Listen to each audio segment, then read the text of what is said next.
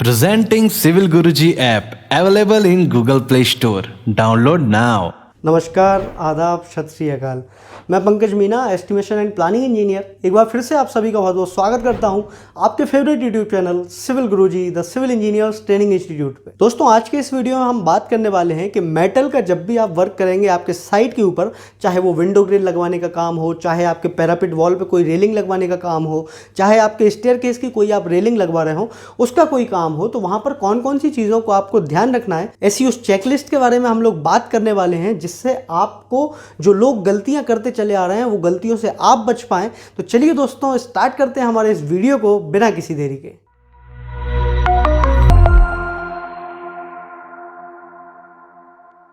यहाँ पर सबसे पहले हम बात कर रहे हैं उन चेक्स के बारे में जो काम को शुरू होने के पहले करना है, मतलब कि प्री एग्जीक्यूशन चेक्स।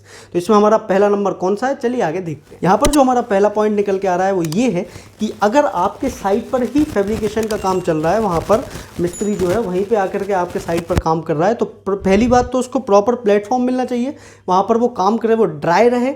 और दूसरी चीज़, अच्छी हैवी मशीन चलेंगी वेल्डिंग की, तो वहाँ पर जो कनेक्शन आप दोगे वो ऐसा ना हो कि आपने किसी घरेलू बोर्ड में वहां पर उस कनेक्शन लगा दिया, उस कनेक्शन को लगाते ही पूरे घर की लाइट चली गई। आपको हैवी कनेक्शन वहां पर देना है, डायरेक्ट मीटर से आप वायर लेकर के आएंगे, तो आपको इलेक्ट्रिक वाले को बुलाना है वहां पर, फिटिंग वाले को, वो आकर के उसकी पूरी फिटिंग करके जाए। इस चीज़ का आपको ध्यान रखना है आपके साइट के ऊपर। नेक्स्ट पॉइंट है हमारा सेफ्टी को लेकर। जैसे कि आपको दिख रहा है यहाँ पर बहुत सारे इंस्ट्रूमेंट्स दिए हुए हैं, तो ये सारे इंस्ट्रूमेंट्स आपके साइट पर होना चाहिए। जैसे अगर कोई वेल्डिंग का काम चल रहा है तो आपने देखा होगा वो फेस को कवर करने के लिए जो कवर बॉक्स रखे होते हैं वो वहाँ पर होना चाहिए, उनके सन ग्लासेस जो होते हैं वो होना चाहिए।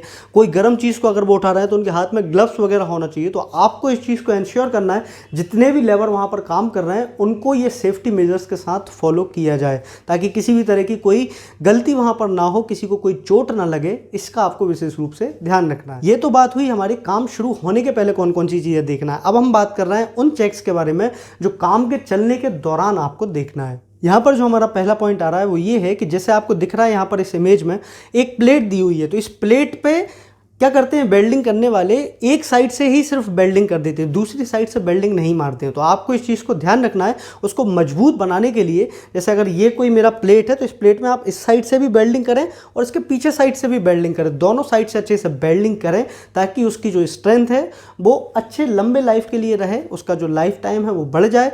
आपको इस चीज़ का ध्यान रखना है। नेक्स्ट पॉइंट है हमारा कि मेटल पेस्ट जो आता है, जो मेटल पेस्ट आता है, जितने भी कॉर्नर्स हैं और जितने भी एजेस हैं जहाँ पर वेल्डिंग हुई है वहाँ पर उसको अच्छे से अप्लाई कर देना है, ताकि जब भी घिसाई का काम हो वहाँ पर तो उसको अच्छे से स्मूथ किया जा सके। तो मेटल पेस्ट का अच्छे से यूज़ आपके साइट पर होना चाहिए, इस चीज़ का आपको ध्यान रखना है। नेक्स्ट पॉइंट है हमारा कि आपने वहाँ पर जितने भी पार्ट्स जहाँ पर वेल्डिंग हुआ था, वेल्डिंग होने के बाद क्या होता है, सरफेस उठ जाता है, वहाँ पर हर्डल्स टाइप का क्रिएट हो जाते हैं, स्मूथ सरफेस नहीं रहता। तो उस सरफेस को कवर करने के लिए, इवन बनाने के लिए वहाँ पर सैंड मशीन का यूज़ करते हैं। जैसे कि आपको दिख रहा है ग्राइंडर भी बोला जाता था इसको कंटिन्यूसली घिसा जाता है उसके ऊपर, ताकि वो जो है स्मूथ हो जाए और आजू बाजू वाली सरफेस के हिसाब से एकदम इवन सरफेस वहाँ पर बनाए। तो आपको इस चीज़ का ध्यान रखना है कि जहाँ पर भी वेल्डिंग हुआ है वहाँ पर इस मशीन का यूज़ करके उस सरफेस को स्मूथ बना देना चाहिए। नेक्स्ट पॉइंट है हमारा कि जहाँ पर भी वेल्डिंग हुआ है या जो भी मेटल के पार्ट्स हैं वहाँ पर जो है प्राइमर को लगा दिया जाना चाहिए। उसी के बाद में आप पेंट करें,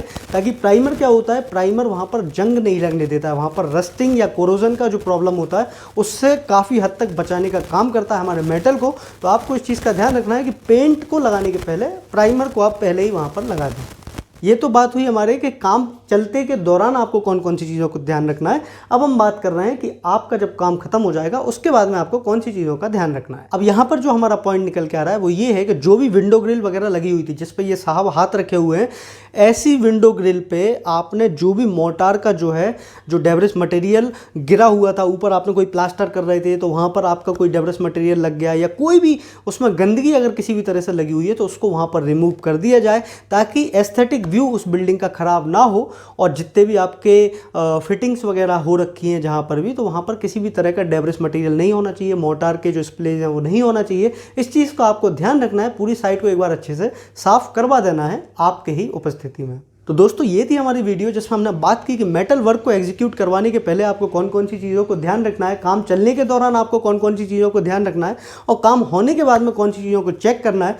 मुझे लगता है आपको ये सारी चीज़ें बहुत अच्छे से क्लियर हो गई होंगी। अगर आपको ये वीडियो पसंद आया है तो सामने जो लाइक का बटन दिख रहा है उसको प्रेस कर दीजिए और सब्सक्राइब का जो रेड कलर का बटन आपके सामने दिख रहा है उसको भी हिट कर दीजिए और बेल आइकन को प्रेस करना ना भूलें ताकि आने वाले वीडियोज़ के नोटिफिकेशन आप सभी लोगों तक अच्छे से पहुँच पाएँ। और दोस्तों यार अगर करना है कुछ खास तो चलो हमारे साथ सिविल की बात गुरुजी के साथ। वीडियो देखने के लिए बहुत बहुत धन्यवाद। जय हिंद, जय भारत।